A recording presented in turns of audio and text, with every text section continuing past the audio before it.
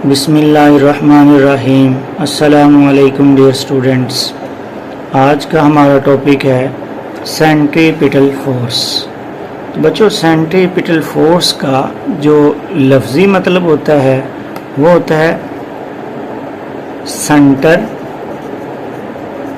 Seeking, या आप ये कह सकते हैं टूवर्ड सेंटर। तो बच्चों, आपने Newton second law of motion पढ़ा है। तो सेकेंड लॉ ऑफ मोशन के अकॉर्डिंग जिस डायरेक्शन में फोर्स लगती है उसी डायरेक्शन में एक्सेलरेशन प्रोड्यूस होता है। अगर बच्चों हमारे पास सपोज करें ये एक गाड़ी है जो एक स्ट्रेट लाइन में चल रही है विद वेलोसिटी v।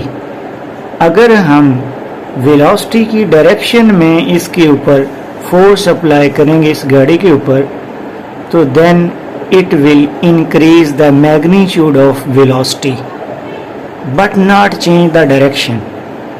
इसकी डायरेक्शन चेंज नहीं होगी, डायरेक्शन सेम रहेगी, लेकिन वेलोसिटी की मैग्नीट्यूड इंक्रीज हो जाएगी। लेकिन अगर हम एक बॉडी के ऊपर कांस्टेंट फोर्स अप्लाई करें perpendicular to the direction of velocity, तो ये क्या करेगी? It will change the direction of the body moving in a straight path. A force is needed to change the direction of velocity at each point in circular motion। मतलब अगर आप चाहते हैं कि जो बॉडी है वो सर्कुलर पाथ पे चले, तो सर्कुलर पाथ पे मूव करने के लिए हर पॉइंट पे हमें एक परपेंडिकुलर फोर्स की नीड होगी। वो जो फोर्स है वो उस बॉडी को सर्कुलर पाथ पे घुमाएगी या सर्कुलर पाथ पे चलाएगी। द फोर्स, जो फोर्स हम परपेंडिकुलर पे लगाएंगे, जैसे सपोज करें ये बॉडी इस डायरेक्शन में हमने वेलोसिटी दी है और परपेंडिकुलर के ऊपर हम वेलोसिटी लगा रहे, फोर्स लगा रहे हैं इस डायरेक्शन में टूवर्ड द सेंटर। तो ये बॉडी इधर जाने की बजाय इस तरह से ये सर्कुलर पाथ पे घूम जाएगी, अपनी डायरेक्शन को तब्दील कर लेगी। The force does not alter speed. ये फोर्स स्पीड को चेंज नहीं करेगी, only direction at each point. सिर्फ डायरेक्शन को तब्दील करेगी, स्पीड को तब्दील नहीं करेगी। कौन सी फोर्स? जो परपेंडिकुलर पे आप अप्लाई करते हैं, ठीक है। ये जो परपेंडिकुलर फोर्स होती है, this force always pull the object toward the center of circle. तो ये ऑब्जेक्ट को हमेशा सर्कल के सेंटर की तरफ बॉडी को पुल करती है। Its direction is perpendicular to tangential velocity at each point। तो ये हर पॉइंट पे क्या होती है? टेंजेंशियल वेलोसिटी के ऊपर परपेंडिकुलर होती है। Its direction is perpendicular to tangential velocity। जब कोई बॉडी सर्कुलर पाथ पे चलती है तो उसकी वेलोसिटी, लीनियर वेलोसिटी सर्कल के टेंजेंट पे होती है, जिसे हम टेंजेंशियल वेलोसिटी कहते हैं। तो ये जो फोर्स होती है ये टेंजेंशियल वेलोसिटी के परपेंडिकुलर पे होती है, जो इसकी डायरेक्शन को तब्दील करती है एक सर्कुलर पाथ में। तो एक और एग्जांपल से समझते हैं कि सपोज करें हमने एक बॉडी को, एक पार्टिकल को स्ट्रेट लाइन में वेलोसिटी दी है।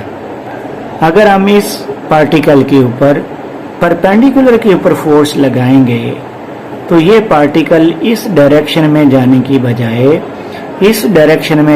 बजाय एक कर्व पाथ पे अपनी डायरेक्शन को तब्दील कर लेगा। अब अगेन इसकी टेंजेंशियल वेलोसिटी तो इधर होगी, लेकिन अगर हम इसके परपेंडिकुलर पे फोर्स लगाएंगे तो ये इधर जाने की बजाय इधर जाने की बजाय फोर्स की डायरेक्शन में इनके नेट इफेक्ट पे यूं से सर्कुलर पाथ पे, कर्व पाथ पे बेंड हो जाएगी। अगेन ये बॉडी इस तरफ जाना चाहती है स्ट्रेट पाथ पे, लेकिन आप इसके ऊपर परपेंडिकुलर पे फोर्स लगाएंगे तो ये इधर नहीं जाएगी बल्कि यूं सर्कुलर पाथ पे घूम जाएगी। तो ऐसी फोर्स जो किसी बॉडी के स्ट्रेट पाथ को सर्कुलर पाथ में कन्वर्ट करती है वो क्या कहलाती है? Centripetal force. क्योंकि इसकी डायरेक्शन सेंटर की तरफ होती है, टुवर्ड सेंटर, इस वजह से हम इसको सेंट्रीपिटल फोर्स कहते हैं। The force needed to bend the straight path of the particle into circular path is called centripetal force. ऐसी फोर्स जो किसी पार्टिकल के स्ट्रेट पाथ को सर्कुलर पाथ में कन्वर्ट करे उसे हम सेंट्रीपिटल फोर्स कहते हैं। और ये फोर्स याद रखना है टेंजेंशियल वेलोसिटी के परपेंडिकुलर पे होती है। According to Newton second law F is equal to ma।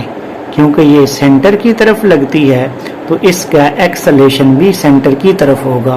क्योंकि हमने स्टार्ट में ही देखा बच्चों कि जिस डायरेक्शन में फोर्स अप्लाई करते हैं उसी डायरेक्शन में एक्सेलरेशन प्रोड्यूस होता है।